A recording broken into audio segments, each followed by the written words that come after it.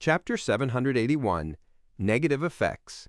After staring at Mr. X's corpse for a while, Klein held back the urge to personally dig through his pockets for spoils of war. He made Wraith Signor take 2 steps and retrieve the ruby ring. This way, even if Mr. X carried an item with unimaginable negative effects, it would be endured by the marionette and not affect himself. After some careful inspecting, Signor held the ruby ring, 48 pounds in cash, and an ordinary pipe filled with tobacco and walked back. That's all? An oracle of the Aurora Order only has this much? Klein was rather surprised at this scene as he nearly cursed Pauper at him. Soon he recovered his calm and used his reasoning to convince himself that such a situation was very reasonable. Mr. X is a traveler. He can record the beyonder powers of others. He's considered an all-rounder. Even if such a powerhouse were to have other mystical items, he would tend to record them and not carry them around. This way he could enjoy the benefits of the powers without suffering from the negative effects. That can prevent himself from killing himself. Using this line of thought, the effects of this ring was likely to be passive or triggered. With this in mind, Klein nodded gently. He made Signor carry Mr. X's cracked and sticky head, possess him, and return above the gray fog. Sitting behind the fool's seat, he was no longer afraid of anything.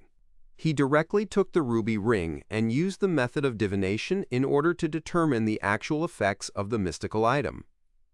Its name is Flower of Blood. It allows the wearer to control their body at a deeper level, as long as they don't suffer from instant death or are completely purified, hence losing the ability to control it, they will be able to slowly recover. This is equivalent to an instinct, a passive effect. From the looks of it, my choice of delivering a lethal strike with Death Knell was the correct one. If I hadn't used all my might, Mr. X might not have actually died.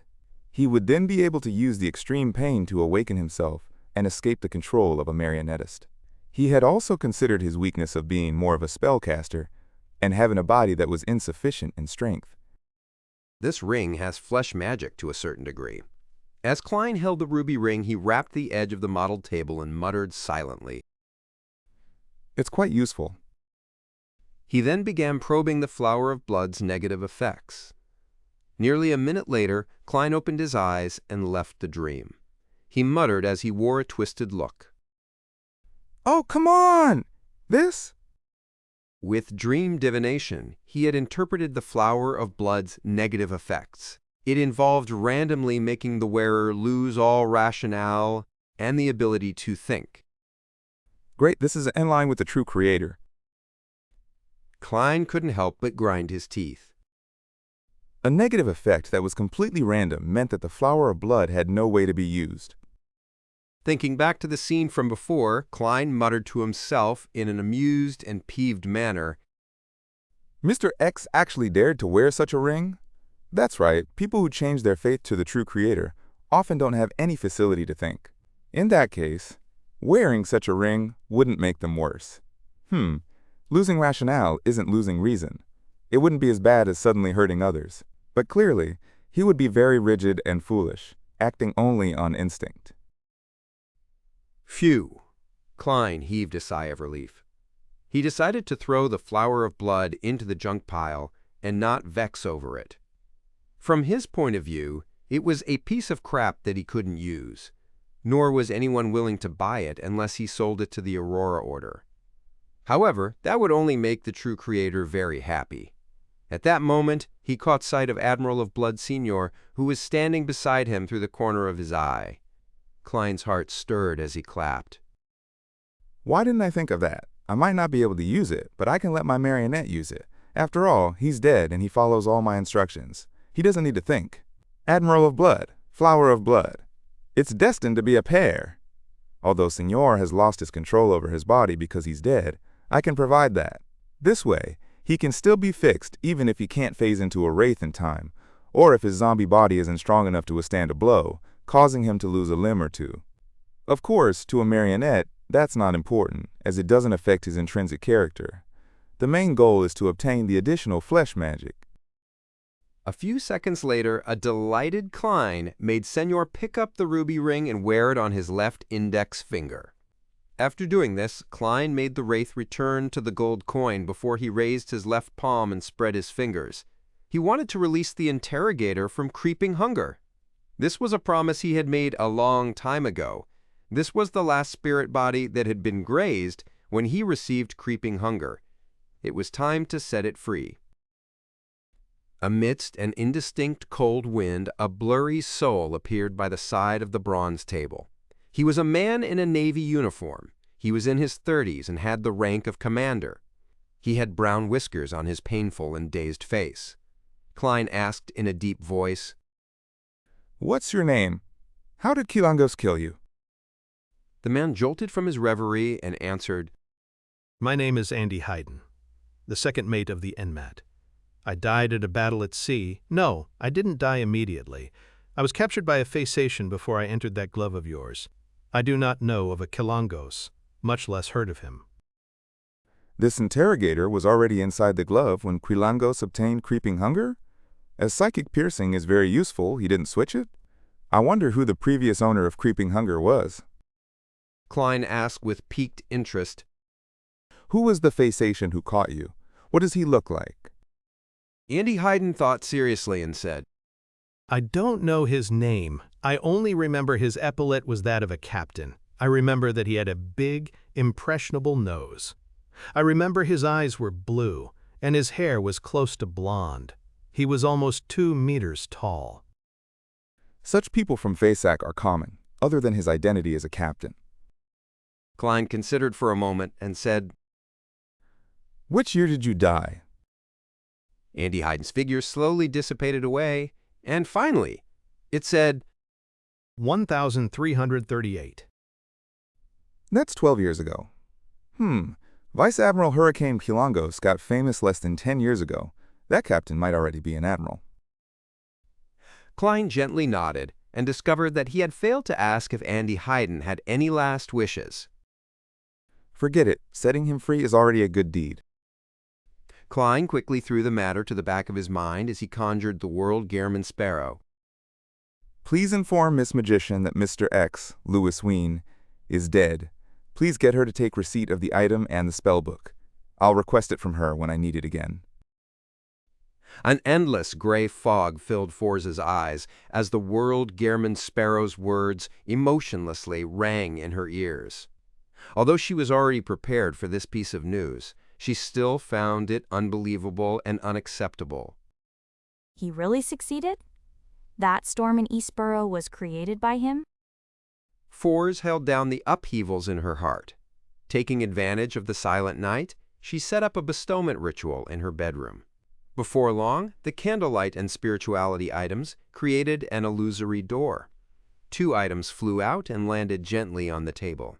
When Forrest took a careful look, she nearly screamed as she hurriedly covered her mouth. She took 2 steps back and kept close to the wall of spirituality. One of the 2 items was her Lemanos travels, while the other item was a hideous head covered in cracks. It was stained with blood as if they had pieced together, as it seemed to shimmer with what appeared like reflected light on glass. As a graduate of med school and having worked as a doctor at a well-known clinic, Forz had seen her fair share of corpses, but never had she seen such a disgusting, creepy, and terrifying head. After composing herself, Forz looked at the head again, identifying it to be Louis Ween's. She carefully used astromancy to make a final confirmation. Following that, she muttered with a slightly twisted expression, Mr. World shattered the target's head and then pieced them back together? At this moment, Forz couldn't help have a scene surface in her mind. It was of the cold Gehrman Sparrow sitting in front of a table, piecing together the bloody head fragments together, as though seriously putting a jigsaw puzzle together. This made Forz involuntarily shiver.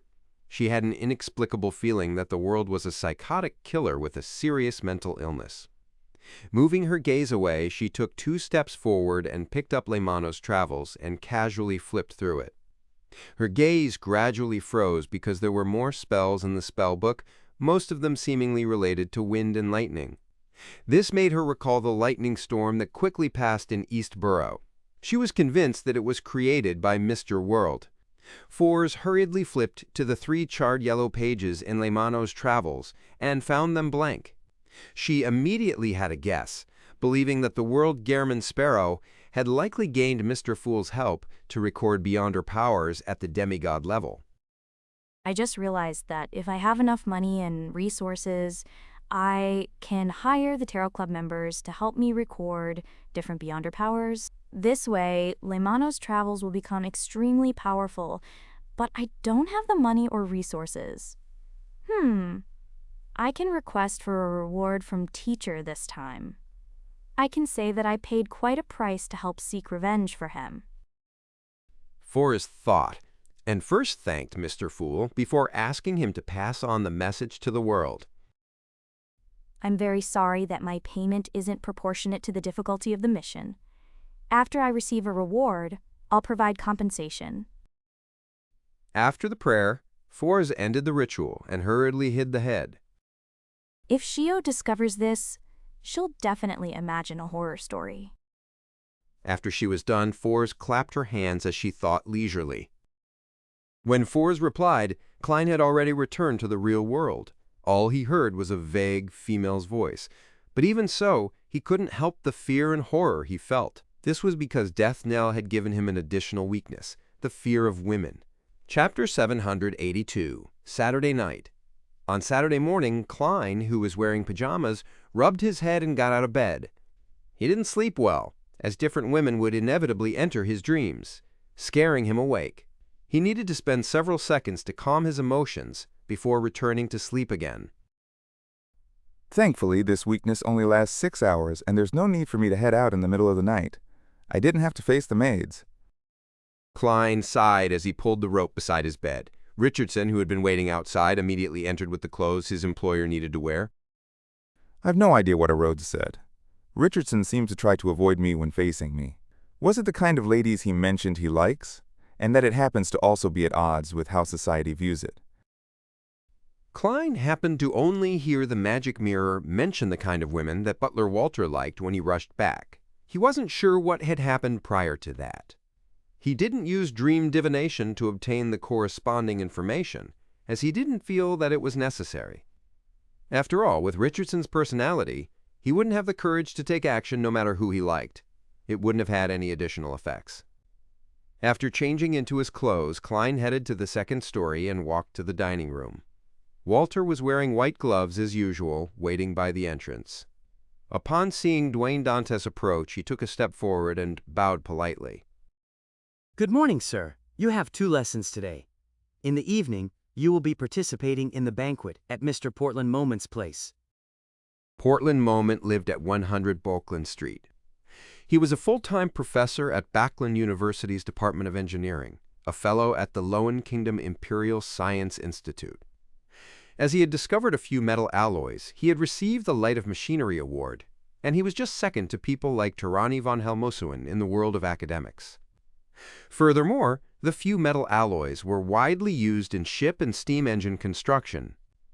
Just the licensing patent was enough to make him a tycoon with a wealth of hundreds of thousands of pounds. Upon hearing Walter, Klein casually glanced at him, realizing that he had some dark eye circles. His eye bags were a little puffy, making him look different from usual. It was as though he hadn't slept well the entire night. If not for a Faceless's powers, Dwayne Dantes would probably look the same.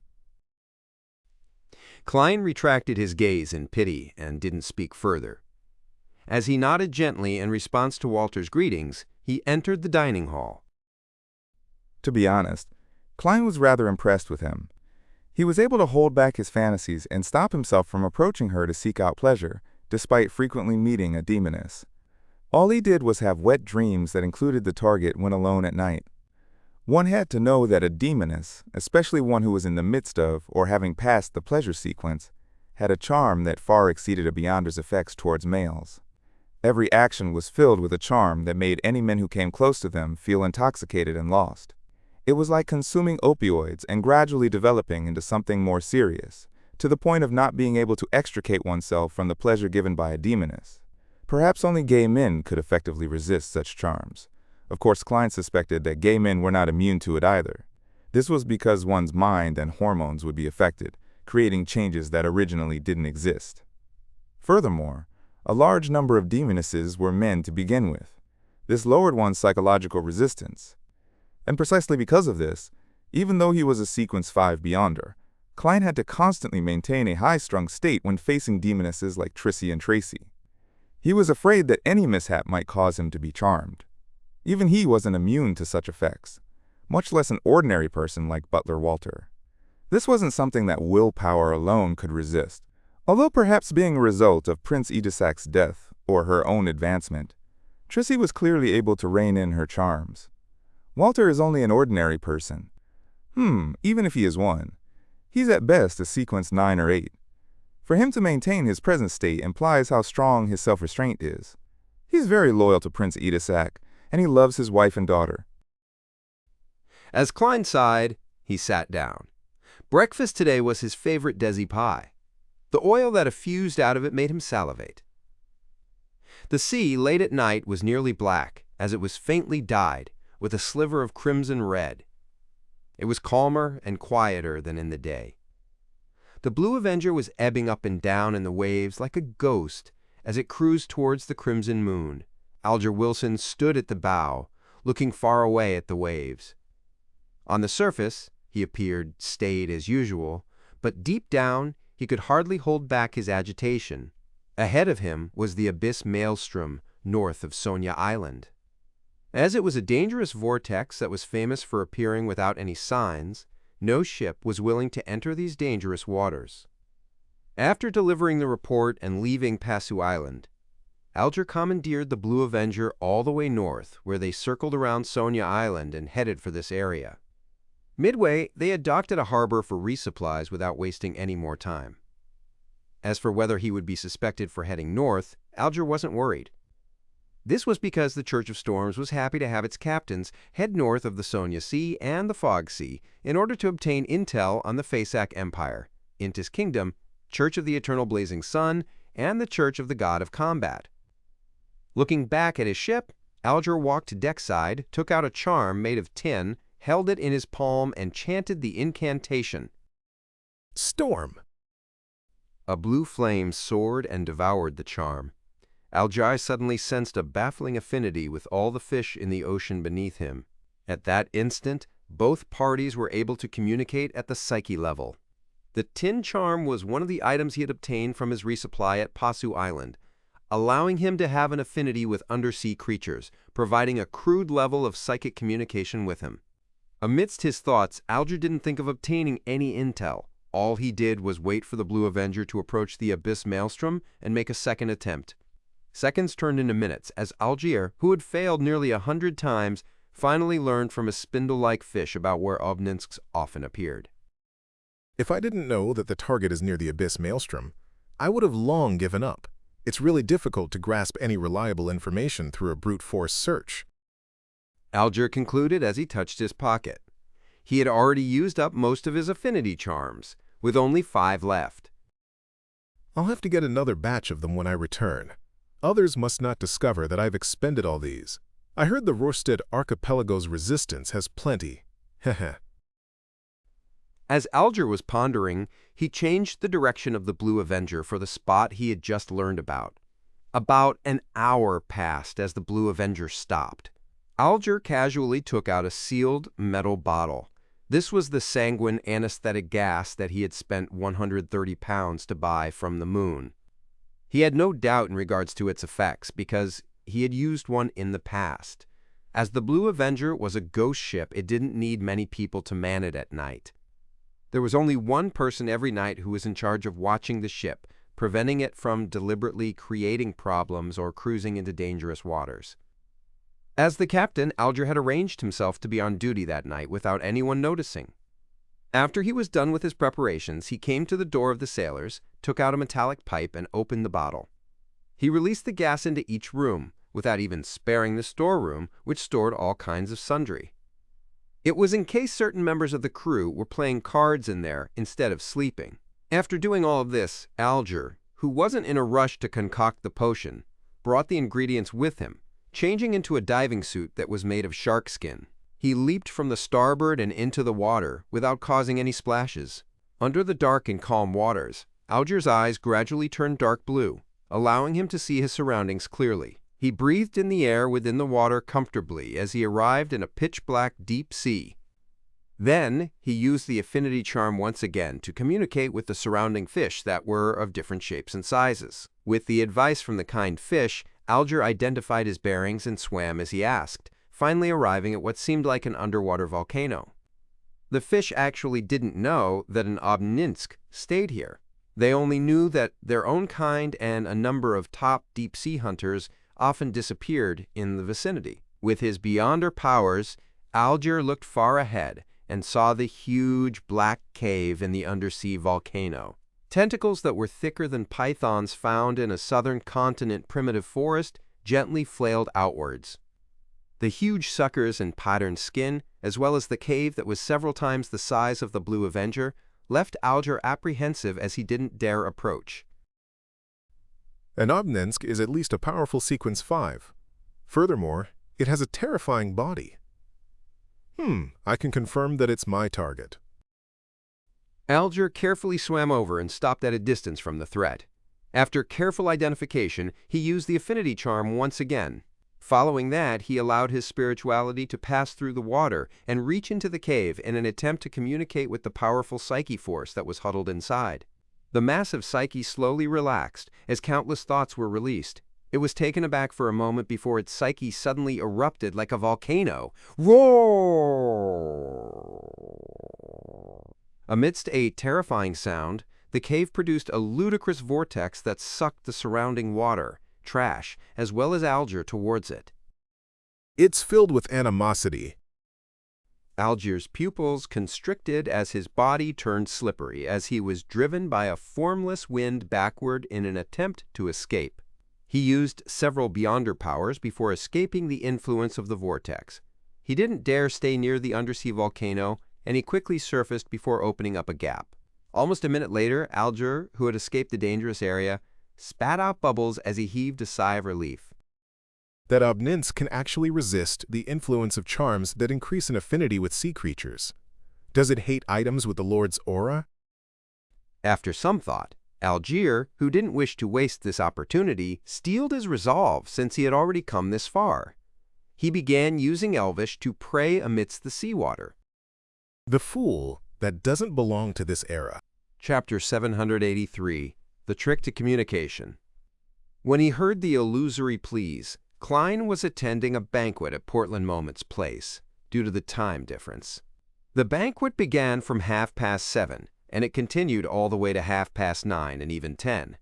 This was because the appetizers, soup, side dishes, main dishes, staple food, vegetables, fruits, and desserts had numbered a total of 10 to 20 dishes. The footmen would serve the dishes one after the other, removing and changing dishes in unison to prevent the dining table from turning chaotic, and also providing an interval between the dishes in order to allow the guests to chat. Gentlemen would take the initiative to talk to the ladies to their right. In short, it's rather troublesome and exhausting. I even have to take note of which dish matches with which alcohol. However, it's quite tasty. Taking the opportunity when the roasted lamb was being switched out, he said to Ma'am Willis to his right, My apologies. I'll need to use the washroom. He got up, pressing his right hand to his chest and bending over slightly as a gesture. Then he left the dining hall and headed for one of the washrooms on the second story. Upon entering, he locked the door and immediately took 4 steps counterclockwise to head above the gray fog. Mr. Hanged Man's prayer. He wishes for me to help him in gaining the goodwill of an Obninsk, and he's willing to find 15 pages of Roselle's diary or help me do something of equal value. His progress isn't slow. Klein sat at the fool's seat as he emanated his spirituality and touched the constantly burgeoning and contracting crimson star. After pondering for a few seconds, he said, Investigate all FASAC captains who participated in the Konotop Sea Battle in 1338. As a historian, Klein immediately knew which sea battle it was when he learned that the interrogator had died at the hands of a Assassination in 1338. In 1338, the relationship between Lowen and Fasak was tense with occasional conflicts. However, there was only one battle that resulted in the death of someone that was at the level of a commander. It was a sea battle that happened in East Balem's Konatop. And on a Assassination fleet, there were definitely not many captains. In the deep, dark waters, Alger Wilson saw the endless grayish-white fog and heard Mr. Fool's answer. Investigate all the captains from the Fasak Empire that were involved in the Konatop Sea Battle in 1338. Why would Mr. Fool pay attention to such a trivial figure? Is there some immense secret hidden in this matter? Alger's heart stirred. Without any hesitation, he directly agreed. Your wish is my wish. Such a mission was difficult and very complicated for him, but it wasn't dangerous. It was something that the present him could accept. After the response, Alger heard Mr. Fool's deep voice once again. You can return to the target's vicinity. That's it? As expected of Mr. Fool, after he obtained the authority, he is more like a sea god than Calvetua. His might isn't limited to the Rorsted Archipelago. Alger was delighted as he thanked the fool solemnly. Then, bending his back and kicking his legs, he turned to head down, diving into the depths once more. In just minutes, he returned beside the undersea volcano and saw a turbulent flow in the gigantic dark cave as the tentacles were flailing and had yet to calm down. Although Alger trusted Mr. Fool in being sufficiently powerful and terrifying, an awakening ancient god, he instinctively became cautious when he saw that scene. He carefully inched forward. He suspected that the Obninsk's flailing of its countless tentacles was a sign of welcoming him. And at this moment, above the gray fog, the sea god's scepter-wielding Klein frowned slightly. It refuses to communicate with Sea God, and it even hates the feeling, making it unwilling to show its goodwill. He muttered under his breath, exasperated. His influence on the surrounding waters through the prey had failed. For some unknown reason, the Obninsk strongly resisted beyond her powers that promoted an affinity with sea creatures. Through the prayer scene, he could see the thick tentacles thrashing about, and he vaguely sensed that the target was infuriated. It was trying to rip apart all living beings that dared approach it. Mr. Hanged Man has gone over. He's going over. The corners of Klein's mouth twitched as he decided to switch his approach. He raised the sea god's scepter a little higher, allowing the blue gems at the tip light up one after another, emitting a bright, blinding light. Right on the heels of that, he directed the violent aura of Lightning Storm over, casting it on the Obninsk. The thick tentacles that thrashed about at the bottom of the sea suddenly froze before falling down. They clung close to the seabed, as countless green points of lights appeared in the dark cave. Amidst a jarring, rumbling sound, a terrifying monster that could devour a sailboat crawled out. Its patterned black body was massive and distorted. It had a total of 3 heads, and each head had more than a dozen eyes. All of them were emitting a green light. The monster then prostrated, appearing as obedient as a trained hound. Indeed, tricks are needed in communication. Klein nodded in satisfaction and once again used the Beyonder affinity powers to make the Obninsk open the mouths of its 3 heads via a psychic connection. This made Alger instantly see 3 dark caves, each of them large enough to provide a sailboat passage inside. Praise be to Mr. Fool. Alger looked at the magnificent scene before him as he couldn't help but mutter inwardly. He didn't waste any time, and he chose the middle head by quickly swimming towards it. A spiraled and warped passage quickly appeared in Alger's vision as the walls were made of flesh. The width was comparable to the bow of the Blue Avenger. Whoosh! Water flowed into the passage, heading right for the deep depths. Alger took the opportunity to let his body go with the flow. Suddenly, he felt as though he was back as a sailor, engaging in combat amidst waves, groggy from being tossed around. It couldn't be sustained. By the time Alger used his Beyonder powers and got a hold of himself, he had already left the tunnel of flesh. He was in a dark, spacious world, with a sticky sensation by his feet. There was a putrid stench everywhere around him. In just a second, Algier realized that the liquid inside was corroding him. He hurriedly produced a water membrane as he made it swell into a transparent sphere. He knew that he was already inside the Obninsk's stomach. Without any hesitation, he took out all the bottles he had long prepared and began concocting the potion. As the supplementary ingredients were thrown into the wide-mouthed metal bottle, they mixed into a dark blue liquid. Following that, Algier carefully threw in a jellyfish that enveloped azure blue seawater in its translucent membrane. The distant and ethereal singing grew in intensity before calming down. In the bottle, there wasn't any ripples or bubbles. The liquid was dark, just like the ocean before a storm. Algier calmed his mind, entered cogitation, and picked up the metal bottle before cleanly downing the ocean songster potion inside. The liquid was cold, as it brought about a numbness that slid down his gullet and into his stomach. It then spread throughout his body cells at an unimaginable speed. At that instant, Algier vaguely heard countless voices.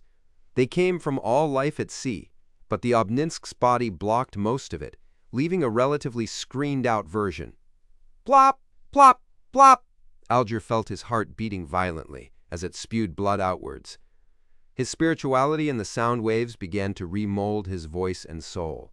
He couldn't help it as he opened his mouth, letting out a loud sigh. Amidst the sigh, Algier felt his spirit body being ripped slightly. As the sound waves spread outwards, they first turned into mottled scales on his skin, before pulling out long flesh tendrils that appeared like flailing tentacles. The sound wave continued spreading outwards with his spirit body fragments, making contact with the sticky liquid within the Obninsk's stomach, and they magically bounced back, infusing Algier's body once again. Algier, who was on the brink of losing control, instantly felt better as he seized the opportunity. Without any fear of embarrassing himself, he began singing loudly in a bid to vent the invisible sound waves that would blast his body apart. Rough, messy, off-tune singing filled with a metallic quality spread outwards, wave after wave, mixing with the numerous spirit body fragments before bouncing back on the Obninsk's sticky stomach walls. In this process, Algier was like an ingredient being baked in sound waves as he was molded into form. Finally, he regained control of his body, and he grasped his spreading spirituality. At last. Algier closed his eyes as a smile couldn't help but appear on his face. He had completed the first goal he had for all these years, to advance to Ocean Songster. I've gained superficial control of lightning, gaining a more all-rounded underwater mobility, as well as the ability to use singing to affect targets. The latter ability is different because of every person's uniqueness, producing different branching paths. One of them is to use beautiful singing to disrupt an enemy's spirit body, causing him to turn adrift and fall into a daze. Another is to raise one's explosive strength. Another is to simulate a thunderous boom to leave others in awe. And another is to use chaotic and unpleasant singing to leave the enemy frustrated, causing them to lose their rationality. Algier inspected himself as his expression turned a little odd. He soon put these thoughts away, picked up his items, and swam towards the Obninsk's mouth, before gently tapping on the already closed mouth. The mouth slowly opened as it roared suddenly, spewing out everything in its mouth. Algier instantly felt as though he was in mid-air as he nearly collided with a shark. After a series of actions, he surfaced and swam towards the Blue Avenger. Only after the ghost ship's outline was reflected in his eyes did he truly heave a sigh of relief. Algier was only worried that something out of the ordinary would happen to the Blue Avenger while he was advancing. Although an hour or two wasn't a huge problem, there were always all kinds of surprises in this world. After receiving Mr. Hangman's gratitude again, Klein returned to the real world, washed, and dried his hands before leaving the washroom and walking towards the dining hall. As the fragrance of food inundated his olfactory senses once again, he slowly drew a breath as he returned to his seat with a smile. As he gestured to the guests, he sat down. At this point, it was already time for dessert. From the looks of it, I stayed too long in the washroom. I hope that after today, there wouldn't be talks about Dwayne Dantes having constipation. Klein silently muttered to himself as he smiled at Ma'am Willis to his right and said, When I was young, I ate all kinds of strange food in the southern continent. One of them was called tennet tree plums. They taste like bland butter, just like these desserts. He euphemistically explained the reason for his delay by implying that he had weakened his stomach from his younger days. Chapter 784, Character Assassination. Ma'am Willis glanced at Duane Dantes and said with a smile, completely unfazed, Your past and your experiences in Desi Bay in the southern continent are more interesting than any novel I've read. It makes me feel like having a similar experience of my own. Of course, they're just real-life stories that have been tweaked. It's all thanks to Anderson Hood, a hunter that goes everywhere. As Klein cast his gaze on a tiny butter cake, he chuckled. It's because those are only the interesting ones. There are many that I'd rather not be reminded of.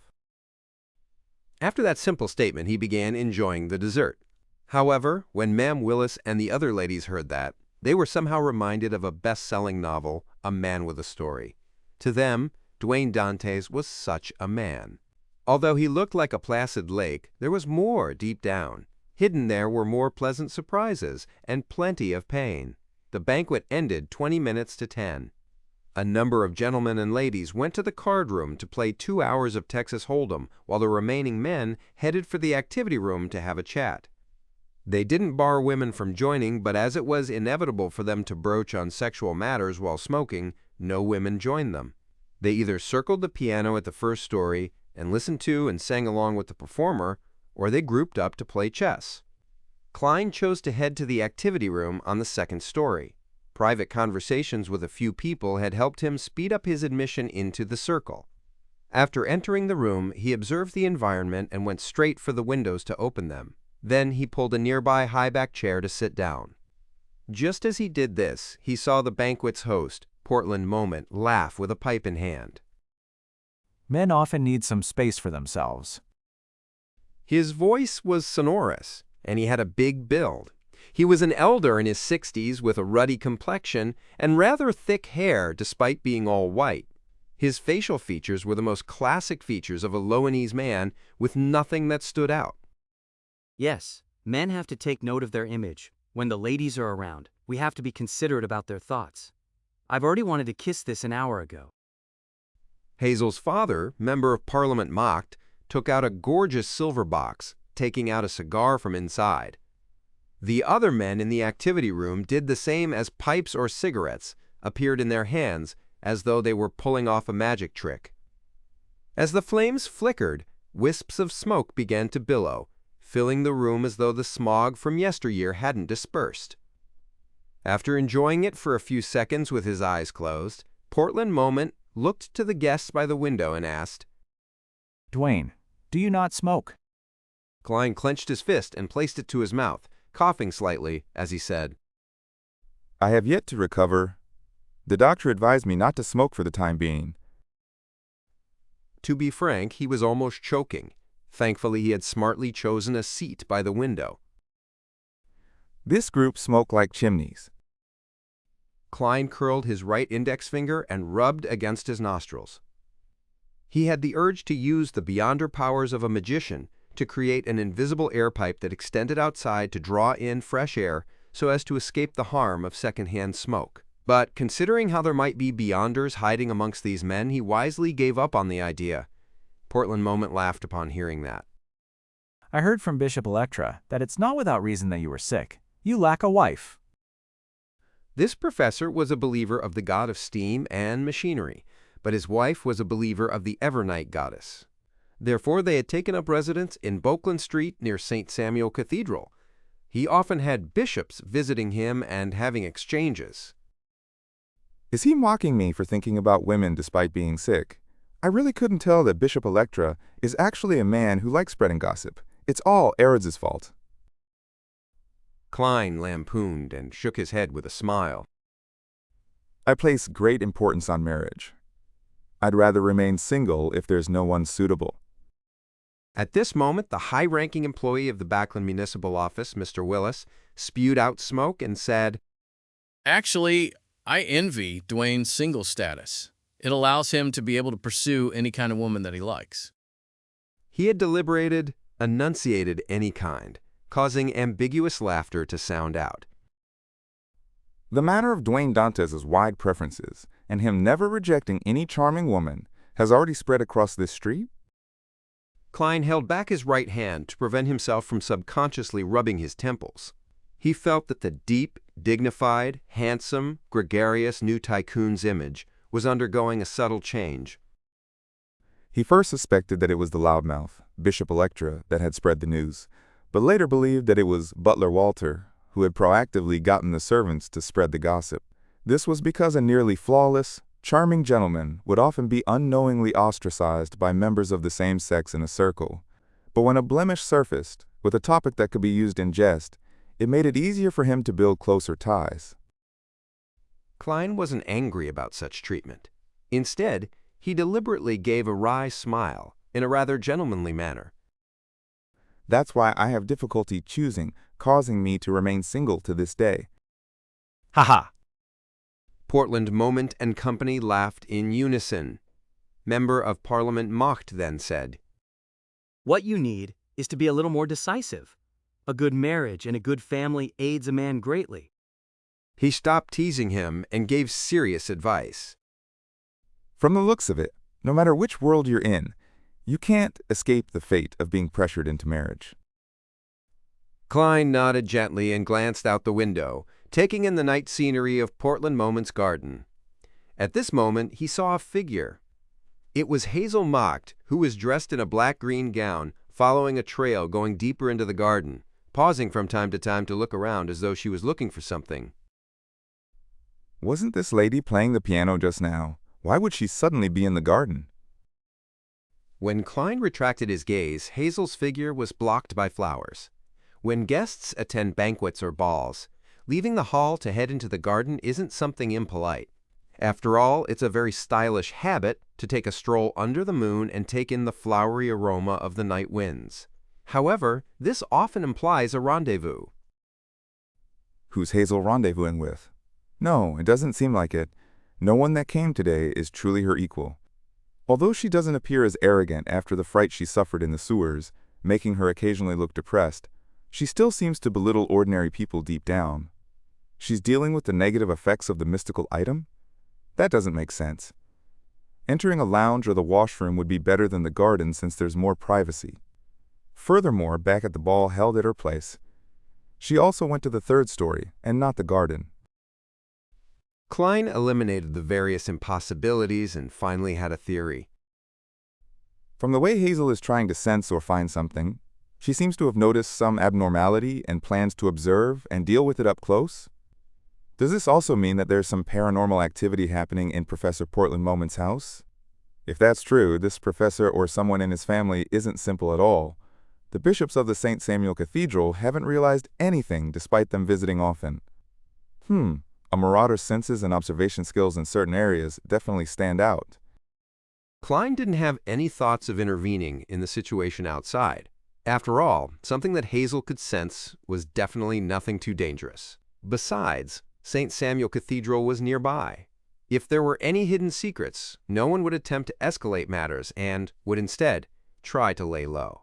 At this moment, Mocht finally calmed down from an untasteful joke and looked towards Portland Moment. I heard you'll be leaving Backlund University? Professor Portland Moment sucked at his pipe and said, That's right. The Higher Education Commission wishes that I become the Chancellor of the reorganized Backlund University of Technology. Heh. Although a large amount of my wealth comes from metal alloys, what I'm best at is mechanical engineering. They've promised to build me a better laboratory there, and also provide me with more funding. At my age, having more autonomy and helpers is more important. Mr. Willis echoed with a smile. And Backlund University will have a full-time professor spot empty up. Those senior associate professors that have been waiting for decades can finally have a chance. In Lomin's tertiary education system, full-time professors weren't just a title, but also a post. It was equivalent to a dean, so there was only one. Backlund University of Technology. Klein smiled as he listened, keeping silent on matters he didn't know much about. In the garden, Hazel arrived in a dark and secluded corner. She had discovered that ants and other insects on the ground were gathering in an abnormal manner, and her spiritual perception felt that something was hidden here. This was innate to her sequence, and it had never failed in the past. Without any additional help, she could directly choose the precious items hidden among several sealed boxes. Of course, she wasn't able to distinguish what it was exactly. All she knew was that compared to the rest, what her spiritual perception told her was something definitely more valuable. Just like Mr. Dwayne Dantes, he definitely has extremely precious items on him. Hazel curled the corners of her lips as she cast her gaze at the soil, which looked a little loose. She sensed that copious amounts of spirituality were gathered underneath, thus attracting insects and souls. It's not a human body, it's some spirituality-equipped materials that have been used. They should have been thrown away in batches, but they were instead buried together, causing unnecessary changes. Hazel's eyes turned darker as she interpreted the situation underground based on the unhidden spirituality traits and changes. She tipped her chin slightly and looked back at the building. She believed that Portland Moment's family had at least one person with extraordinary powers. And if this problem in the garden wasn't resolved, the nearby houses would have paranormal activity in the coming days. Hazel retracted her gaze, extended her left hand, and aimed it at the soil. With a gentle grip, she slowly twisted her wrist. The gathered spirituality vanished, as though it had been stolen by someone. Chapter 785, Trissy's Discovery, 100 Bauckland Street, in a corner of the garden in Portland Moment's residence. The many ants and worms that were gathering there slowly dispersed as the cold, creepy sensation faded. Eh? That person with extraordinary powers likely doesn't have any experience. With her goal achieved, Hazel nodded indiscernibly before turning around briskly and strolling through the garden. She wasn't in a rush to return as she enjoyed the crimson moonlight, the cold air, and the faint flowery scent. After a long while, Hazel stopped her stroll and left the garden, entering the hall on the first story. At this moment, apart from the guests still playing Texas Hold'em, many ladies and gentlemen had bid farewell. Moments after Hazel found her mother, Ma'am Rihanna, she saw her father, Member of Parliament Mocked, and a few other gentlemen walking down as they conversed with lively expressions. As Rihanna gestured for her daughter to come close, she walked towards her husband and greeted the others with a smile. "Are you ready to head home? You have to visit a very important guest tomorrow morning." Mock nodded and said, I would have loved to try another of Portland's cigars, if not for that matter. Rihanna swept her gaze to Willis, Dwayne Dantes, and company, and she asked in passing, "Gentlemen, what are you talking about? It sounds interesting." Mock turned his body to the side and said with a smile, Dwayne said that he encountered ghosts when he was in the southern continent. He and his companions suddenly woke up in the middle of the night and found themselves unable to open their eyes. Their bodies were heavy, as though someone was pressing on them. They used a great deal of strength before escaping such a state and left their beds. However, they discovered their rooms were extremely cold. You might not know this, but East Balam's weather is hot most of the time. Then Dwayne and his companions each held double-barreled hunting rifles and stood guard the entire night. They frantically left the town after the sun rose. After hearing that, Ma'am Rihanna looked at Dwayne Dantes with piqued interest. "Is that true? Do ghosts really exist?" Klein shook his head with a smile. That I'm not sure of. Perhaps my companions and I had just experienced a harrowing adventure, and our bodies and minds weren't in the best of conditions. This might have resulted in all kinds of problems. The stories he told were sourced from one of Anderson's experiences. Back when the strongest hunter of the Fog Sea was exploring a temple in the primitive forest, he chanced upon a specter creating a large-scale breakout overnight. Ghosts. Hazel turned her head to look towards the garden as the corners of her mouth curved up slightly before she held back. She didn't say a word as she quietly listened to her parents bidding the rest of them farewell before returning home together. Late at night, Hazel, who had changed into a sleeping gown, walked to the balcony and stood behind a gap in the curtains. She looked towards the sewer manhole on Bauckland Street. As she looked at it, her face gradually turned pale, as though she had recalled an experience filled with pain and horror. She forced herself to retract her gaze, took 2 deep breaths, and turned around to walk to her bedside. During this process, she bit gently on her lip and muttered silently, That was likely a wraith. Definitely. I need items or charms in the sun domain. While Hazel was looking at the manhole, Klein was also doing the same. It's been days. I wonder how well that demoness Trissy has recovered, and whether she has left or not. Thankfully, after Hazel was given a scare by me, she hasn't dared to approach the manhole. Klein's gaze swept the iron-black street lamps as he nodded slightly. He opened the iron cigar case and made his wraith marionette appear within the full-body mirror. He had already decided to send Senor down the sewers to check the area to confirm Trissy's condition. He didn't want that demoness to cause any trouble. Furthermore, the sewers were just physically too close to his identity as Dwayne Dantes. Klein didn't wish for Trissy to be in the vicinity any longer, wishing that she could recover soon and take action. That would prompt her to leave Bauckland Street. As Klein was thinking, Having Admiral of Blood Senor appear every once in a while would fulfill the character setting I previously created. It doesn't live nearby, and because the sewers contains a secret, it often wanders around in search of it. he made the marionette in the ancient triangular hat leap onto the street lamp's surface before passing through the manhole cover in a wraith form, quickly approaching the hidden fork where Trissy hid herself at. Before reaching the dead end, Senor, who had night vision, could see that the area was empty. Klein thought, She's already recovered and left? He made the marionette continue forward, stopping at the spot where Trissy was previously sitting. He discovered that the place was tidied up. Not only was the ground not muddy and moist, even the moss on the walls and corner had vanished. There isn't any leftover food either. That fellow became a germaphobe after becoming a woman? No, perhaps he was like that to begin with. With Senor's vision, Klein surveyed the area and determined that either Trissy hadn't left or she hadn't left for more than a day. Otherwise, it was impossible to maintain the cleanliness of the place. Just as this thought flashed through his mind, light footsteps sounded into the wraith's ear. Under his control, Senor retraced his steps and wasn't surprised to see Trissy in her black dress. This demoness had her luscious black hair cascading down, unlike peers her age who had different hairstyles. It was simple and neat. Matched with her pale face that had just recovered some of its ruddiness, Trissy looked like a dreamy flower that was silently blooming in the night. As expected of a demoness. Thankfully, there's a marionette in between us. Otherwise, I would just end up staring at her. A dead person won't be enticed. No matter how charming a demoness is, there's no way they can make the deceased climb out of a tomb like a zombie. Klein lampooned as he looked at Trissy, who had a blank expression but was secretly wary, having released the invisible threads. Where did you go?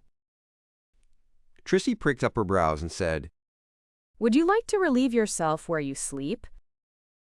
Oh, I thought a demoness wouldn't need to use the washroom. Klein gave a self-deprecating comment and made Senor chuckle.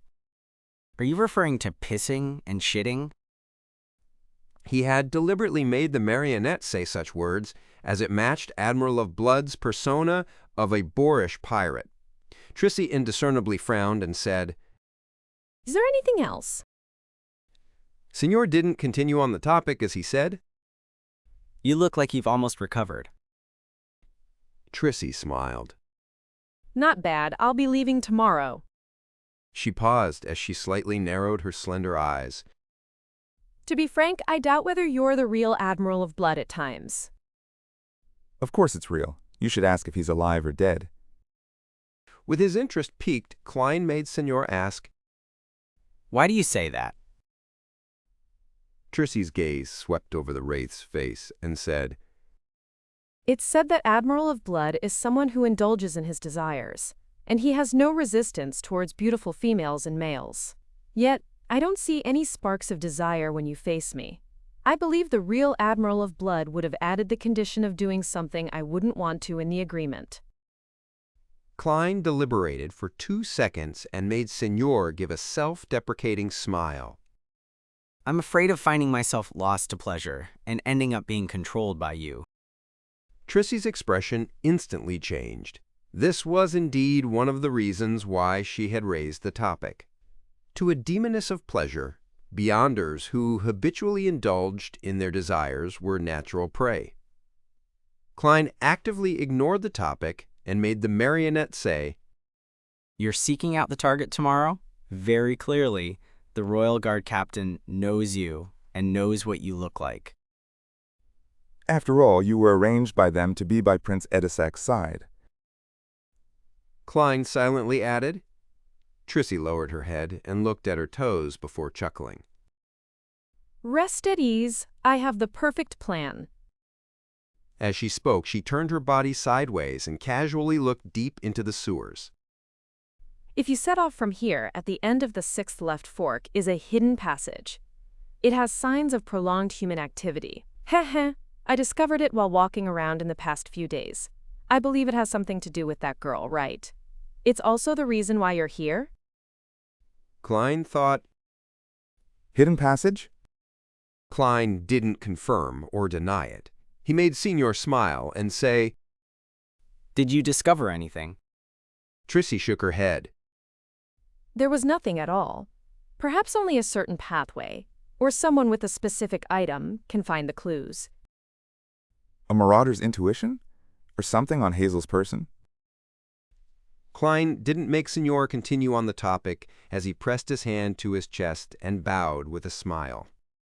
Since you've recovered, I can be at ease. The moment he said that, he suddenly vanished. Yo.